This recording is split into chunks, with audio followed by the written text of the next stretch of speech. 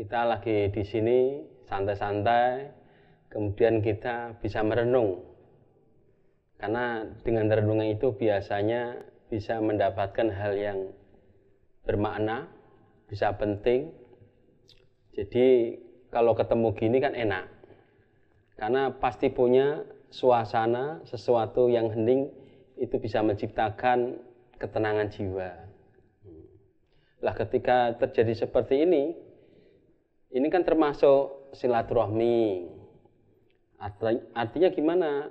Ada saling kedekatan, keterkaitan satu dengan yang lain, satu individu dengan individu yang lain. Ini bagus. Tapi kadang belum tentu bisa memahami sebuah arti proses kehidupan. Karena satu persoalan itu kadang harus dipahami. Nah, nanti kita sama-sama mumpung kumpul di sini, di keheningan ini, apa sih yang bisa kita petik? Karena banyak dari kita semua itu kadang melakukan silaturahmi, melakukan kunjung sana, kunjung sini, banyak kegiatan yang sifatnya tatap muka, ketemu dengan sanak famili, ketemu dengan saudara, ketemu dengan siapapun lah. Nah, ini biar kita bisa hidup memahami arti itu. Karena proses hidup itu pasti ada. Sebagai makhluk sosial, kita harus bisa memahami hal tersebut. Biar kita mendapatkan pelajaran yang berharga, kemudian bisa mengekspresikan dalam kehidupan sehari-hari. Jadi langkah kita itu tidak asal-asalan. Cara bocah saiki ambyar, ya kan? Nah, ngono. Nah, ambyar kabeh kuwi, weruh wong sing disenengi ya susah, weruh wong sing disengiti susah. Lah ini kan repot. Makanya kita belajar di kumpul-kumpul ini sesuatu yang lebih bermakna lagi. Ya. Mungkin ada sesuatu yang bisa kita pahami dari proses ini. Contoh nanti kalau kita ketemu sama teman yang udah lama, ya kan? Atau mungkin hubungan jarak jauh. Apa itu namanya? LDR. Nah, itu gimana itu rasanya? Enak LDR atau enak ketemu? Face to face. Oh, ketemu. Kalau ketemu kan enak. Ketemu sama ibu yang tadinya jauh, ketemu sama ayah yang tadinya tidak lama, ya. Itu kan nanti jauh lagi. Nah, terus ketika seperti ini kan apa terus habis sepah dibuang? Kan tidak. Ya, ya Pak. Harusnya kan, oh ini biar ada makna, biar ada arti dalam hidup ini. Oh itu yang telah berjuang untuk aku. Siapa itu? Ayah. Terus siapa itu yang berkorban demi kehidupanku sehingga sekarang aku jadi seperti ini, lebih baik lagi dan lebih baik. Oh ternyata ibu. Sehingga sampai Rasulullah 3 kali menyebut ibumu, ibumu. Karena itu ada sesuatu yang harus kita pelajari bahwa ibu itu penting. Dengan susah payah, dari mulai mengandung, melahirkan, terus mengasuh, kemudian mendidik dengan sabar dan tekun tanpa henti-hentinya. Beda dengan kita yang anaknya. Ya, makanya kalau itu diterapkan kita bisa bertemu silaturahmi dengan tatap muka bisa, dengan ketemu langsungnya juga bisa. Terus dengan doa ya bisa, atau dengan sekarang di chat bisa, atau dengan video call. Tapi enaknya kalau sama orang tua LDR atau tatap muka? Tatap muka. Nah, tatap muka itu lebih enak, ya. Karena kalau dengan orang tua tatap muka enak, tapi kalau sama pacar enak mana? Oh, enak tatap muka. Berarti enak tatap muka ya. Karena walaupun habis, kadang tidak berkesan, tapi kan seperti lilin. Redup tidak, tapi menyinari. Tapi setelah itu habis apinya, terus habis juga lilinnya. Apa cintanya mau seperti itu? Silaturahminya mau seperti itu? Enggak kan ya? Jadi yang namanya silaturahmi itu benar-benar sangat penting. Tapi kalau hanya tatap muka, ketemu sanak famili yang jauh, terus happy, senang, kemudian hilang lagi, mestinya juga tidak seperti itu. Jadi ini kita bisa berpikir Allah Ta'ala memberikan pelajaran kepada kita. Contohnya apa? Tatap muka makhluk dengan Tuhannya. Sholat itu juga termasuk silaturahmi. Menyambungkan. Kita menghadirkan biar kita memuji, kemudian berdoa, setelah itu memohon. Karena Sang Khalik sebagai penguasa ini, penguasa kita, itu juga silaturahmi. Apalagi kepada orang tua, terutama ibu. Kalau sudah ke orang tua, baru ke sanak famili, terus ke masyarakat yang lain. Karena kalau melihat silaturahmi, oh harus silaturahmi seperti ini. Kita salah nggak salah, tetap harus menjalankan hubungan kerabat, hubungan sanak famili dengan siapapun bisa. Kira-kira silaturahmi apa yang diinginkan? Apa hanya dengan kita ngomong ke sana terus berbicara atau bagaimana? Ada pertanyaan dari hal tersebut? Ada yang mau tanya dulu? Siapa yang mau tanya? Mau tanya Pak, apa manfaat dari silaturahmi? Ya, manfaat silaturahmi banyak sekali ya. Yang namanya manfaat silaturahmi itu banyak. Bisa kita yang tadinya tidak ketemu. Terus orang silaturahmi itu biasanya saling tanya bagaimana kabarnya. Terus juga bisa memberikan informasi. Apalagi informasi mungkin tentang pekerjaan, ya, tentang kesehatan, atau tentang info lainnya yang kira-kira bermanfaat untuk kita dan sekitarnya. Mungkin dari keluarga kita ketika sakit, silaturahmi, oh ternyata ada pengetahuan diberikan. Jadi silaturahmi itu manfaatnya banyak sekali. Karena sebagai makhluk sosial, kalau kita berinteraksi dengan yang lainnya otomatis enak. Jadi silaturahmi itu benar-benar membawa manfaat. Menambah pengetahuan, menambah kita rezeki, ya, menambah kita lebih ceria. Tapi kalau silaturahminya nagih utang piye kuwi? Gimana itu? Ya, jadi harus hidup bahwa silaturahmi itu banyak manfaatnya. Ya, silaturahmi itu manfaatnya banyak sekali. Menambah persaudaraan. Itu yang terpenting, menambah persaudaraan. Dan yang intinya dalam bersilaturahmi itu jangan ada kepentingan. Nah, ono penting itu lah napa kok mrene dengarin Pak utang. Nah, contoh. Itu kan enggak ada maunya. Silaturahmi yang penting adalah kita minta doa. Umpamanya yang kita silaturahmi lebih tua, lebih sepuh. Maka kita mohon doanya, mohon restunya, mohon bimbingannya. Itu enak. Jadi nanti kita merasakan kenyamanannya. Terus kalau silaturahmi dengan yang sepadan, maka kita bisa share informasi, bisa saling memberikan info, pengetahuan apa saja atau pekerjaan apa yang bisa saling membantu, bukan saling merugikan. Itu. Kalau sama yang kecil berarti kita bisa memberikan manfaat adanya diri kita kepada yang kecil. Karena yang dibenci oleh Rasulullah adalah ketika yang tua tidak memberikan bimbingan, nasihat, terus yang muda tidak memberikan hormat kepada yang tua, maka Rasulullah akan benci hal tersebut.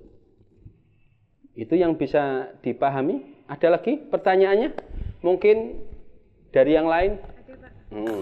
Pak, mau bertanya, apa sih yang dimaksud dengan silaturahmi? Maksud dari silaturahmi, karena kita makhluk sosial ya, kan ada hubungan vertikal, horizontal, atau hubungan hablum minallah dan hablum minannas. Hubungan kepada Allah dan juga hubungan kepada antar sesama manusia. Lah saiki piye? Hubungan dengan Allah, kita disuruh ibadah, mengikhlaskan, bersabar. Itu interaksi antara makhluk dengan Sang Khalik. Kalau yang namanya silah itu menyambung. Yang tadinya putus disambung. Enak apa ora? Nah, Kalau menyambung yang putus kan enak. Tapi kalau putus nyambung enak apa tidak? Ambiar. Nah, putus nyambung. Kan jadinya nggak enak. Oh, berarti sudah tidak ada rasa, adanya hasrat. Lah, rasa sama hasrat disambung. Makanya silaturahmi. Silah itu nyambung, rahmi itu berarti di kandungan. Kita semua sama-sama dari alam rahim. Dari alam kandungan. Kalau ditarik jalurnya, keturunannya langsung bin Mbah Buyut, kakek Simbah sampai ke atas Nabi Adam. Iya kan?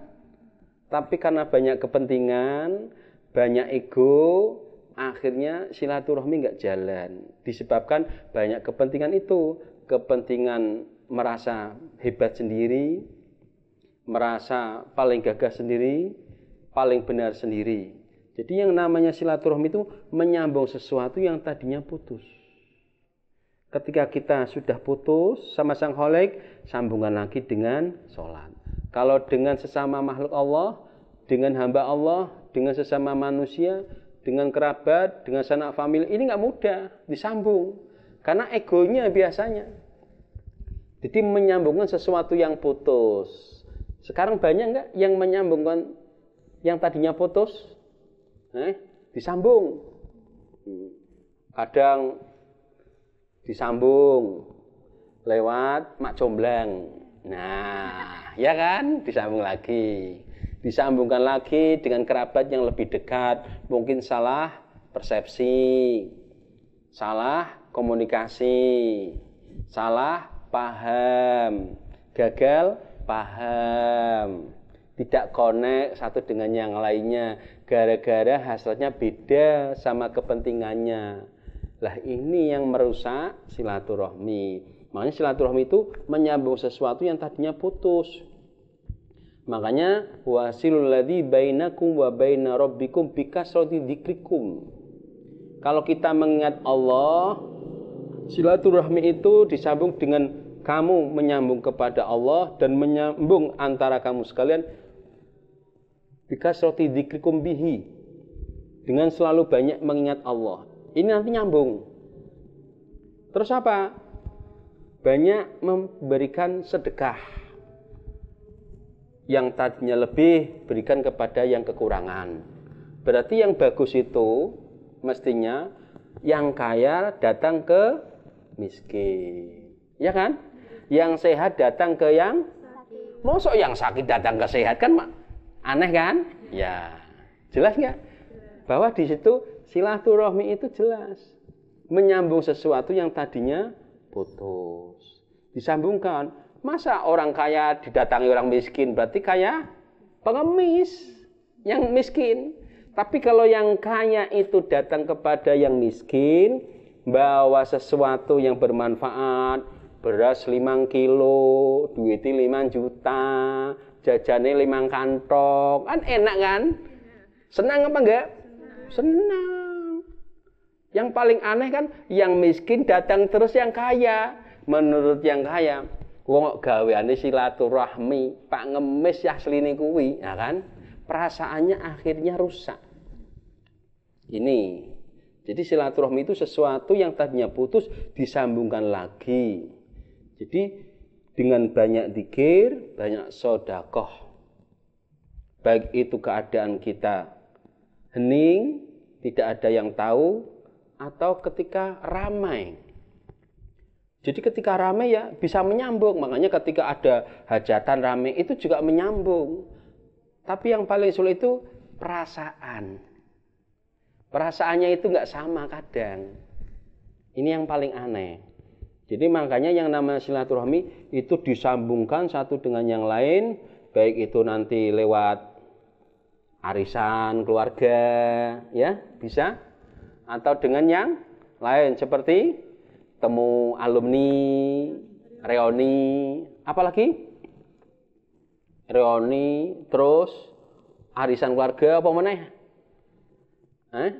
Ada lagi ya, bukber, buka bersama, ya, mumpung si puasa. Terus apa lagi? acara walimah pernikahan. Nah, bisa. Si persepsi, nah, ketemu lagi kan teman yang lama, siapa tahu dapat jodoh, siapa tahu dapat pekerjaan, siapa tahu dapat informasi yang baik untuk rezeki yang banyak lewat jalurnya itu. Terus ada pertanyaan lagi yang kira-kira lebih kita bisa pahami? Bagaimana cara silaturahmi yang baik, Pak? Ya, silaturahmi yang baik. Nah ini kita bisa memahami saudara kita atau teman kita, ya. Jadi yang namanya silaturahmi yang baik itu lihat waktunya. Kira-kira kalau jam 2 malam silaturahmi bagus apa enggak? Enggak. Orang lagi istirahat, lagi rebahan, ya. Otomatis kalau diketok pintu, Assalamualaikum, budeki. Itu kan enggak baik, kurang bagus. Terus, jadi silaturahmi itu harus tahu waktunya. Waktu yang terbaik adalah siang hari, ya. Itu. Makanya kalau silaturahmi pada waktu malam hari itu tidak diperkenankan karena mengganggu istirahat dari teman kita, saudara kita atau siapapun. Itu jadi tidak diperbolehkan silaturahmi pada waktu malam hari. Atau ada lagi silaturahmi yang baik seperti apa? Nah ini, yang tadi saya ungkapkan lagi. Yang sehat datang kepada yang sakit. Itu. Jadi ketika yang sehat itu memberikan sesuatu, motivasi, perkataan yang baik. Ya, jangan ketika silaturahmi sama orang yang sakit, "Utang nggo aku ben nang kono wingi yo." Nganu loro lah oleh telung dino ke jari kejat-kejat lah kok mati ya kan, itu perkataan seperti itu kurang bagus. Jadi harus dimotivasi agar kita silaturahmi ke sana dengan sesuatu yang baik, didoakan. Dan juga lagi ketika bawa makanan, pada waktu sehat nggak dikunjungi tapi ketika sakit dikunjungi, ini aneh. Terus dikasih makanan yang banyak, jari sing loro ora butuh mangan, butuhnya waras. Nak waras, kalau masih sehat, tidak dikunjungi. Mestinya ketika sehat, kita harus saling berkunjung. Kenapa itu saudaraku? Kenapa itu temanku? Kok nggak ada kabar? Itu yang terbaik. Itu. Jadi kalau kita mengunjungi yang sakit, mestinya melihat kondisi. Kebutuhannya apa? Oh, umpamanya biaya, kita memberikan biaya sesuai kemampuan kita. Ya. Sakitnya apa? Asma, digawake es. Lah kan nggak sesuai. Iya kan? Nah itu. Jika dibawa makanan sesuatu yang tidak sesuai dengan penyakitnya. Nah, itu juga kita seperti itu juga. Kemudian menjaga jarak. Mungkin imun kita, tubuh kita bisa kena penyakit menular atau enggak. Jadi jaga jarak kalau ada kunjungan dari kita kepada yang sakit. Kalau yang sehat bareng-bareng berarti kita menjaga perasaan. Ya. Jadi diolah pikir, olah rasa, lah nanti di situ kita saling menghargai, menghormati. Karena biasanya kalau sudah merasa teman akrab, bisa kita saling mencela. Nah, ini masih kurang baik. Atau kita silaturahmi dengan yang lebih tua, maka kita harus lebih menghormati. Terus jangan sampai dalam silaturahmi itu kita membebankan kepada yang kita silaturahmi. Sing ono bae ditokno. Nah, wis ora ono banyu antah tok. Lah, kita kalau mau silaturahmi melihat kemana tempat yang terbaik. Terus kita bawa apa saja yang harus kita bawa. Nah ini mestinya biar jelas. Karena silaturahmi itu biasanya hanya ada kepentingan, hanya ada keinginan. Mungkin ingin curhat, silaturahmi. Kan karena ada kepentingan. Ono kepentingan aku pingin curhat karo awakmu. Mau curhat denganmu boleh nggak? Oh boleh. Padahal kene ini sik mumet, duwe utang ora iso nyaur, utawa dibedak-bedak debt collector, itu kan aneh. Maka dari situ silaturahmi itu harus melihat situasi dan keadaan. Kira-kira orang yang kita silaturahmi itu punya bobot seperti apa, permasalahan seperti apa. Jadi nanti kita bisa memahami perasaan yang harus diambil dari keadaan tersebut. Terus kalau kita silaturahmi itu ada manfaatnya pasti. Terus silaturahmi itu menyambungkan ya. Dan ini harus dijalani terus-menerus. Tidak hanya kan ada kepentingan atau ada hasad baru kita silaturahmi. Jadi biar antar pertemanan, antar keluarga saling mendoakan, apalagi orang tua itu kedekatan itu lebih kuat. Umpamanya jauh, ya pakai komunikasi yang baik. Terus ada pertanyaan lagi nggak kira-kira? Ada yang mau tanya lagi? Ini silaturahmi. Kalau mau hari raya baru ingat, ya wes nanti kita berkunjung sana, berkunjung sini, salam-salaman, ketemu, dongeng. Nah ini ada manfaatnya, tapi kalau hanya sekedar hari raya itu kurang bermakna. Mestinya dalam keseharian pun kita bisa bersilaturahmi kepada yang lain, apalagi kepada teman atau saudara yang sudah lama sekali kita tidak ketemu. Lah silaturahmi yang baik itu menambah ilmu, kemudian kita bisa menambah amal ibadah kita. Itu yang penting. Karena kita kan selalu berdoa mesti Rabbana atina fid dunya hasanah. Ya kan? Isinya apa itu? Ya Allah berikan kami fid dunya hasanah, di dalam dunia itu hasanah. Apa itu? Hasanah. Kebaikan. Lah kebaikannya seperti apa? Mestinya yang harus ditambah itu ilmu sama amal agar kita dapat beribadah itu di dunia. Karena kalau yang namanya rezeki, terus apa lagi? Rezeki, jodoh, kematian, itu kan Allah Ta'ala. Kita makan paling banyak berapa suap? Berapa piring? Terus berapa kali kita mengkonsumsi? Nah itu. Jadi dalam silaturahmi pun ketika kita makan itu harus memperlihatkan etika yang baik, perilaku yang baik. Jangan mumpung ada makanan enak, kita senang dihabiskan. Ternyata itu tadinya mau dimakan sama anaknya. Kan nggak bagus. Udah dimakan makanannya. Kalau enggak ada lagi yang ibu-ibu bawa tas. Mumpung ada apel, anggur, dibawa temenan, ya dibawa akhirnya. Anggurnya diambil, apelnya diambil, masukkan tas. Karena yang punya rumah mempersilahkan, belum tentu itu hanya basa-basi. Kita lihat, kita perhatikan. Kalau dalam bahasa Jawa, ojo kemaro, nah itu, ya. Itu harus dipahami, dipelajari. Jadi nak silaturahmi di tempat yang kira-kira orangnya miskin, tidak mampu atau banyak masalah, kita harus menjaga etika yang beda. Dengan ketika kita bersilaturahmi pada waktu di tempat orang kaya. Itu. Jadi nanti beda lagi. Terus dengan silaturahmi pada tempat yang orang alim atau guru kita, itu juga beda lagi. Kita harus memberikan, terus menyuguhkan, berpikir dengan perilaku akhlak yang baik, ya. Karena itu adab. Jadi adab bersilaturahmi itu ada.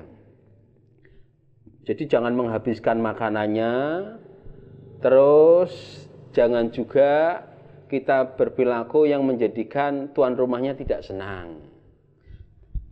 Seperti lagi silaturahmi, ada makanan yang nyelap, ngerti nyelap, di dalam mulut. Nah, itu Kan biasanya celilitan. Nah, ngono. Cuh. Ngono. Itu masih kurang bagus, ya. Terus apa lagi? Akhlak yang baik lagi ketika silaturahmi, batuk-batuk harus ditutupi. Apalagi ngupil. Nah, itu silaturahmi, ya. Di orang alim, di gurunya ngupil baik. Tidak memperhatikan sehingga nanti itu kurang baik lagi. Jadi harus menjaga silaturahmi dengan akhlak yang terpuji. Ada pertanyaan lagi ya? Apa sudah? Nah, kalau sudah, lah ini tadabbur ini penting. Jadi kita kenapa harus silaturahmi? Karena ada simbiosis, saling keterkaitan, saling menguntungkan, saling membantu. Karena makhluk gotong royong. Jadi kalau dilihat esensinya, itu ada yang namanya proton, elektron di dalam inti atom. Ini bisa menetralkan hanya satu. Percaya, iman kepada Allah. Karena unsur elektron neutron, positif negatif, itu pasti ketemu. Kalau kita ketemu mantan pacar, rasanya gimana? Nek. Nah, ketemu mantan pacar rasanya nek. Nah, ketemu musuh rasanya piye? Luka. Nah, tapi kita harus dengan berhati besar. Biarlah yang lalu berlalu. Mari kita cari sesuatu yang baru. Kalau kamu nggak mau sama aku cari yang baru. Seperti itu ya? Iya, itu silaturahmi kalau ketemu mantan pacar. Lah kalau mantan istri? Oh, salaman. Beda maksudnya. Karena kalau mantan orang tua nggak ada. Selamanya orang tua. Karena di alam kubur pun kita harus silaturahmi kepada orang tua yang sudah di alam kubur. Karena ini penting. Karena itu termasuk birrul waliden. Di antara berbuat baik kepada orang tua walaupun sudah meninggal adalah ziarah kubur.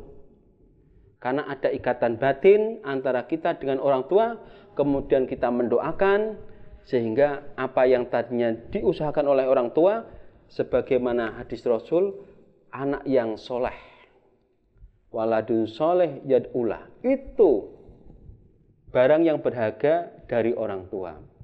Jadi anak yang soleh ketika mendoakan orang tua itu menjadi sesuatu yang penting juga. Makanya silaturahmi kepada orang tua tidak berhenti ketika pada waktu hidup.